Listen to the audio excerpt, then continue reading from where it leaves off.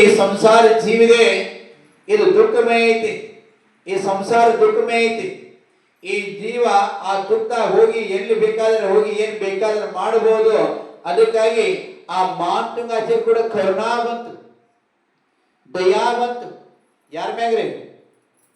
ಅವ್ರು ತನ್ನ ಮ್ಯಾಗ ಬಂದಿಲ್ಲ, ಈ ಬರುವಂತ ಮುಂದಿನ ಪಿಡಿ ಏನಿದೆಯಲ್ಲ ಅವ್ರ ಮೇಲೆ ದಯಾ ಬಂತು, ಕರುಣಾ ಬಂತು.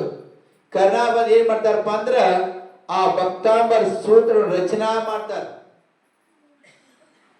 ಆ ಭಕ್ತಾಂಬರ ಸೂತ್ರ ರಚನಾ ಮಾಡಿರು.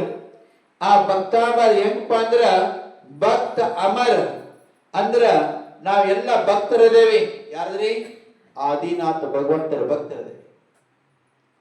ಅವ್ರು ವಿಚಾರ ಮಾಡಿ ಮಾತುಮಾಚಾರ್ಯ ತನ್ಗೋಸ್ಕರ ಮಾಡಲಿಲ್ಲ, ಮಾತ್ರ ಭಕ್ತ ಅಂದ. ಯಾರ್ಯಾರು ತೀರ್ಥಂಕರ ಭಕ್ತ ಆಗ್ತಾರಲ್ಲ, ಯಾರ್ಯಾರು ದೇವಿ ಶಾಸ್ತ್ರರು ಭಕ್ತ ಆಗ್ತಾರಲ್ಲ, ಯಾರಿಗೆ ಸುಖಾನೇ ಬೇಕಂತಾರಲ್ಲ ಅಂತಾರ ಮಾತ್ರ ಈ ಭಕ್ತಾಂಬರ ಅನ್ರಿ, ಇಲ್ಲ ಕೇಳ್ರಿ, ಇಲ್ಲ ವೃತ್ತಿ ಮತ್ತೆ ಜಪ ಹಾಕ್ರಿ ಅಂತ.